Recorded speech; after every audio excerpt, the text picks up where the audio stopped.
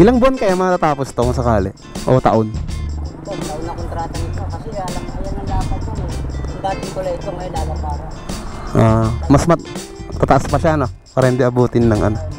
So yan, ayon kay Google Map, sinukat natin kung gaano na kalawak itong ginagawa nilang land development dito sa New Manila International Airport. At nasukat natin na meron na itong lawak na 18.3 square kilometer, o pag isukat natin sa hectares ay abot na to ng 1,832 hectares.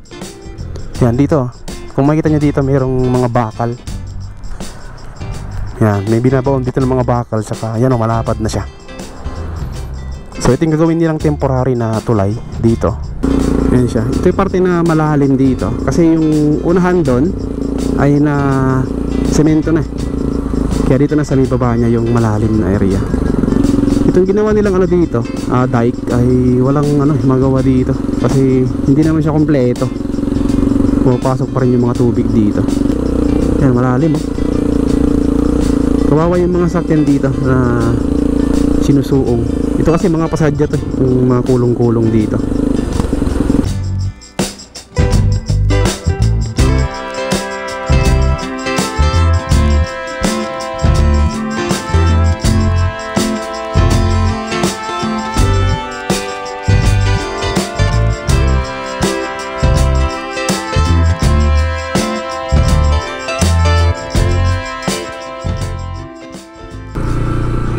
Good morning guys, dito tayo ulit sa may Tawiran Bridge.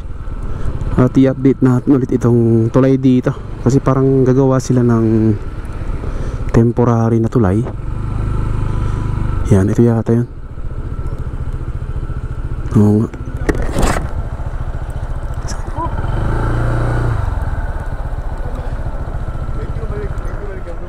Sir, pwede magtanong?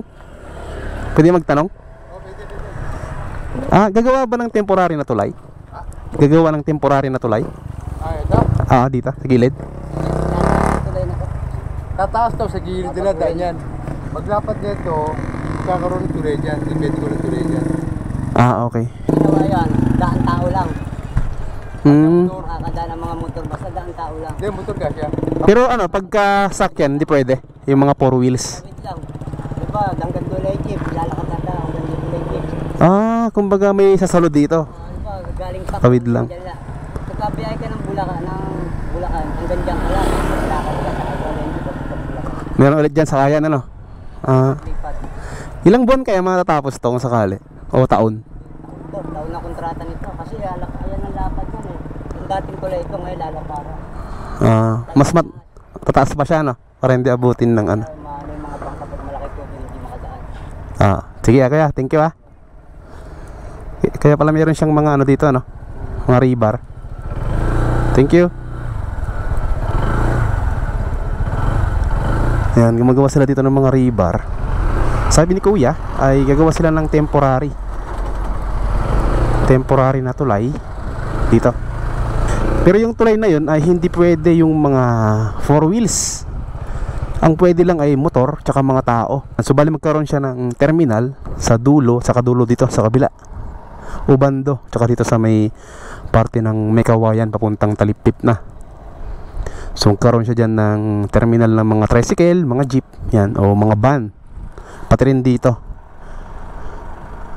So abutin to ng mga taon din siguro para matapos tong tulay na to. So sabi ni Kuya, tatasan daw to at lalaparan para mas maganda o mas matibay siya. Yan, so bali ganito yung sitwasyon ngayon dito sa may Tawiran Bridge. Yan, high tide na naman yata. Yan yung pundasyon niya. Ito yung pundasyon ng tulay. Malaki siya. Noong nakaraan ay mayroon na dito yung ginagawa. Yan na yata. Yan na yung ano, yung temporary na tulay. Tingnan natin.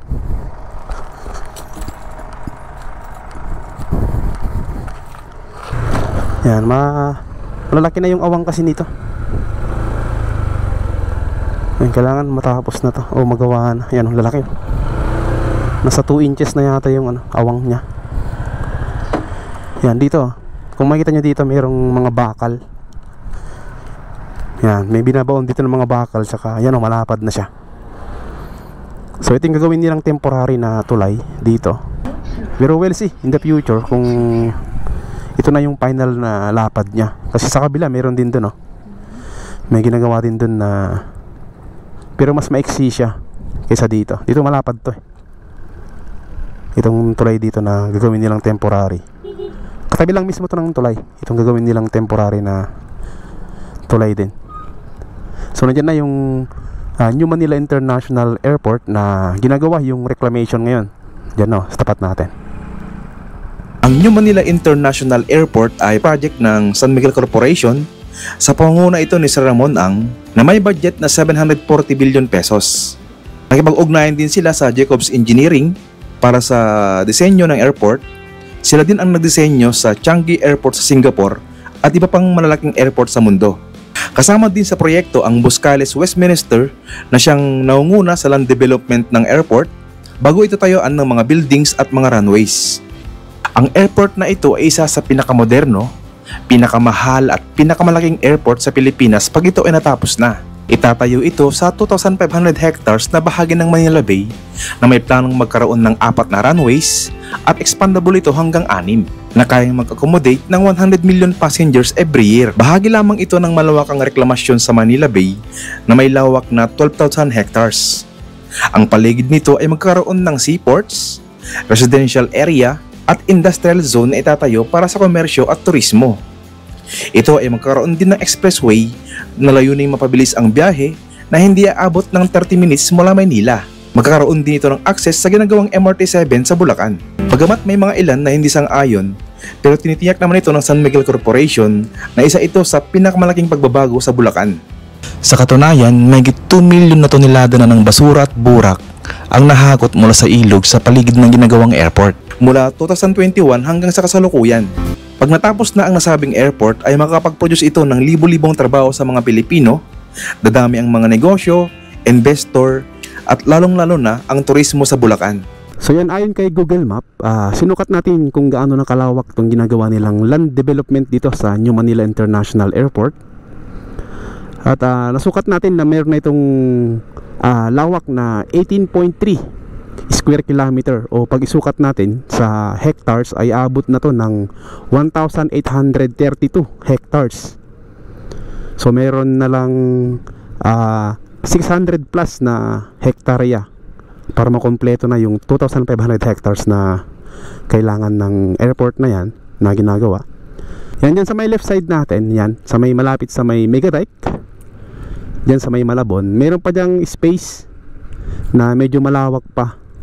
Siguro abot na yan ng 600 plus hectares para makompleto na yung 2,500 hectares para sa airport na to. Parte niya dito sa may bandang kanan ay dyan sila siguro mag-umpisa para sa phase 1 ng gagawin nilang airport bago sundan ng mga ilang phase hanggang matapos nila. So dito meron dito ginagawa, may crane din dito. Yan, malaking crane, may binubuhat sila. Ayan, o. Dito yung mga dredging equipment nila, mga dredger. Meron dito 1, 2, 3. Tapos itong bangka dito sa gilid, ito yung ginagamit sa pangingisda ng mga lokal dito sa gilid, sa Ubando, tsaka dito sa area ng Taliptip. Yan, ito yung mga crane dito na ginagamit sa pagbubuhat nito. Itong malaking lagayan yata ng gamit.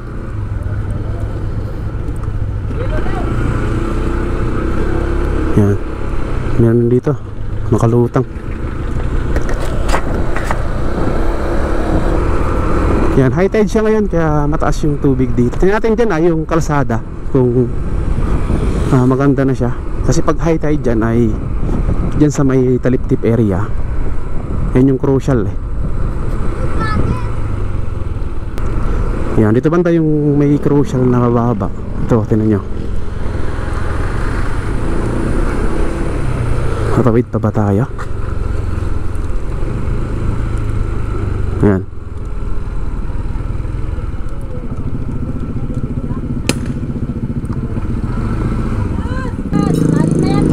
Mukhang kaya ng motor natin.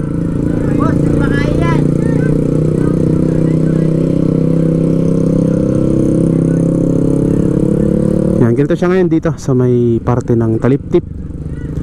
Doon banda sa may gitna ay natapos na yun eh, natabunan na, nabuhusan na yun ng semento. So ngayon dito na yung parte na kailangan nilang taasan din. Yan, sakay tayo sa kulong-kulong kasi delikado yung makina natin, baka baka mapasok, sayang. King. Ops. Oh, dali!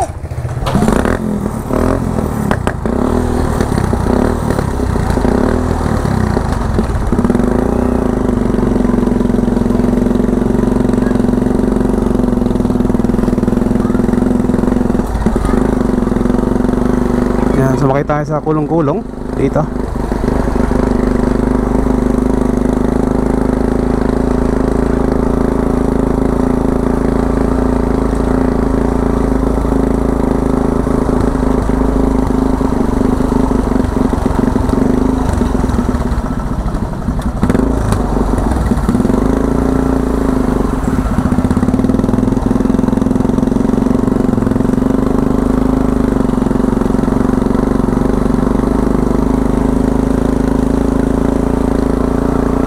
Ayan siya. Ito yung parte na malalim dito. Kasi yung unahan doon ay na semento na eh. Kaya dito na sa may baba niya yung malalim na area. So tama yung hinala natin noong nakaraan na kailangan ma-check nila to. Yan, ma-check ng contractor dito na kung paano siya didiskartehan pagka nagkaroon ng high tide. Yan, meron ng dito. Parang daungan. Dito rin gagawa sila ng dito dike sa may right side.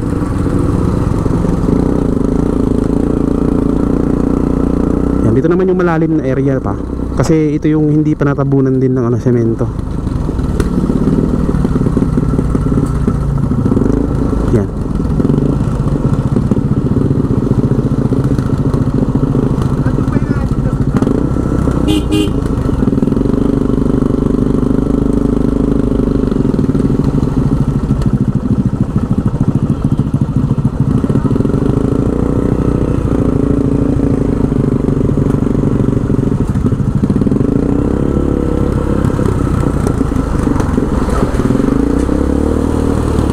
Yan o, lalim nga.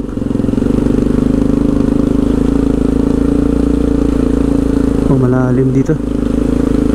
Abot na yun hanggang doon sa pala eh. Sa may malapit sa barangay hall. Hindi kaya? Lalim oh.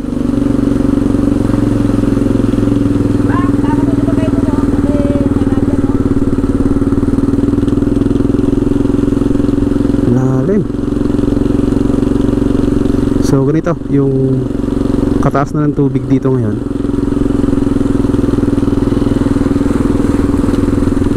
Sobrang lalim na. Yan. Itong ginawa nilang dito, dike, ay walang magawa dito kasi hindi naman siya kompleto. Pumapasok pa rin yung mga tubig dito.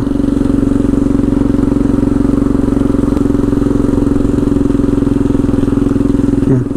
May paalon, maalon pa siya.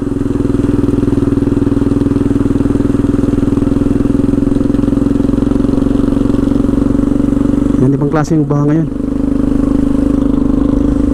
Yan, mataas ngayon yung high tide dito. Yan, malalim oh. Kawawa yung mga sakyan dito na sinusuong. Ito kasi mga pasadya to, yung mga kulong-kulong dito.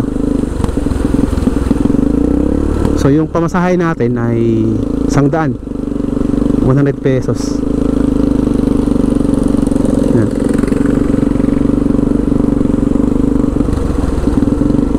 Sinabayan pa kasi ito ng ulan eh, kagabi. Kaya ganito nakataas yung dito, high tide.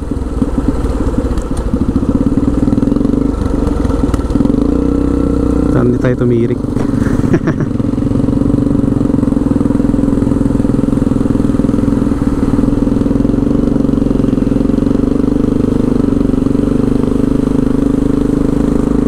Yan, umabot na siya hanggang dito. Malapit sa Torre. Yan o, may Torre dyan. Hoy, kakalikan kita. Ha? Hindi na. Sige diretso. Habang matabaw.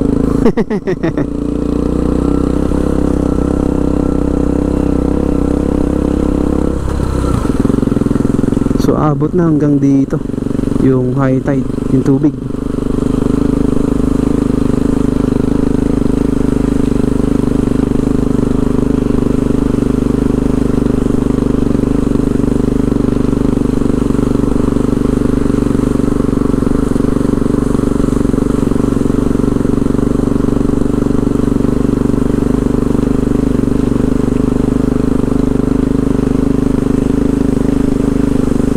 Ang taas na rin dito. Grabe.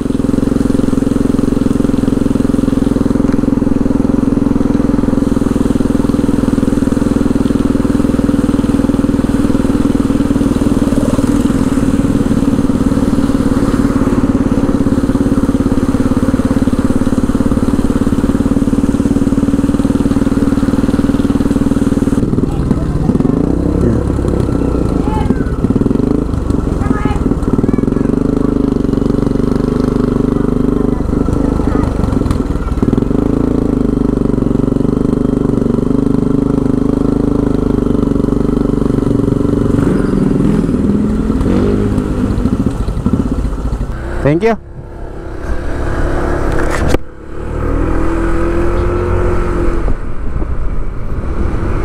So yun, check natin dito yung parte na ginagawa rin. Mas mataas kasi dito. May ginagawa rin dito na ano, road repair o rehabilitation. Sa may parte ng Perez tsaka ano, sa may malapit sa boundary ng Perez tsaka Taliptip. Yan. Yan, dito sa may boundary ng Taliptip tsaka Perez, yan lang, unahan lang ng konti yung ginagawa dyan na rehabilitation. Tignan natin kung meron ng dugtong.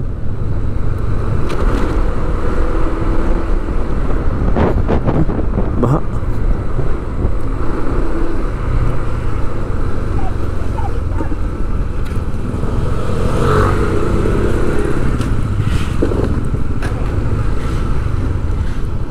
Yan dito.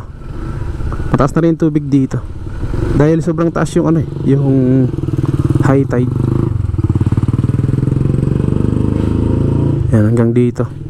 So itong kinatayaan natin ay tapos na to eh. So malamang magkaroon dun ng ano din, pagtaas ng kalsada dyan sa may hanggang sa unahan. Sa may papuntang boundary ng Bambang tsaka Perez. Yan, kaya sobrang taas yung tubig dito kasi high tide siya, tapos sinamahan pa ng ulan kagabi na araw-araw umuulan ng hapon, kaya ganito nakataas yung tubig dito.